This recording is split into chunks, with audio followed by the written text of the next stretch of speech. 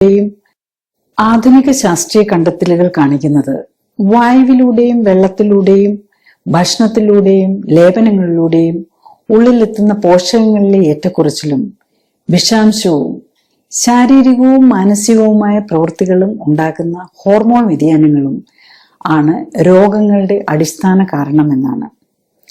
ജീവിതശൈലി, അതായത് ഭക്ഷണവും വ്യായാമവും ജീവിത സാഹചര്യങ്ങളുമാണ് ഓരോ വ്യക്തിയുടെയും ആരോഗ്യത്തിനും രോഗപ്രതിരോധ ശേഷിക്കും രോഗങ്ങൾക്കും രോഗമുക്തിക്കും ഒക്കെ അടിസ്ഥാനം.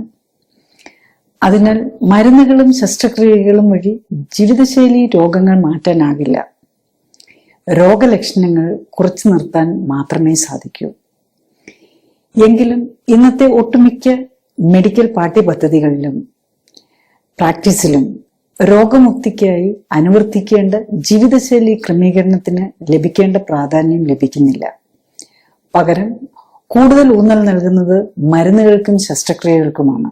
ആരോഗ്യ സംരക്ഷണത്തിനായി ഉത്തമമായ അളവിൽ പോഷകങ്ങളും വ്യായാമവും ശരീരത്തിന് ലഭിക്കുന്നു എന്ന് ഉറപ്പാക്കേണ്ടതിൻ്റെയും വിഷാംശം ശരീരത്തിലെത്തുന്നത് കുറയ്ക്കാൻ ശ്രദ്ധിക്കേണ്ടതിൻ്റെയും പ്രാധാന്യത്തെക്കുറിച്ചും മരുന്നുകളുടെയും ശസ്ത്രക്രിയകളുടെയും പരിമിതികളെക്കുറിച്ചും മനസ്സിലാക്കി തരികയുമാണ് മാറാ രോഗങ്ങളായി കണക്കാക്കപ്പെടുന്ന പ്രമേഹം, പ്രഷർ, കൊളസ്ട്രോൾ, ഹൃദ്രോഗം, ആസ്മ, അലർജി, ഓട്ടോഇമ്യൂൺ രോഗങ്ങൾ, ക്യാൻസർ, പാരമ്പര്യ രോഗങ്ങൾ, ജന്മവൈകല്യങ്ങൾ തുടങ്ങിയ ഒട്ടുമിക്ക രോഗങ്ങളെയും ജീവിതശൈലി ക്രമീകരണത്തിലൂടെ ആവശ്യമെങ്കിൽ ക്ലിനിക്കൽ സപ്പോർട്ടോടെയും മോണിറ്ററിങ്ങോടും കൂടിയുള്ള ജീവിതശൈലി ക്രമീകരണത്തിലൂടെ തടയാനും രോഗം മൂർച്ഛിച്ച് അവയവങ്ങൾ തീരെ നശിക്കുന്നതിന് മുമ്പ് ശ്രമിച്ചാൽ ഒരു പരിധിവരെ ചികിത്സിച്ചു മാറ്റാനും കഴിയുന്നതേയുള്ളൂ.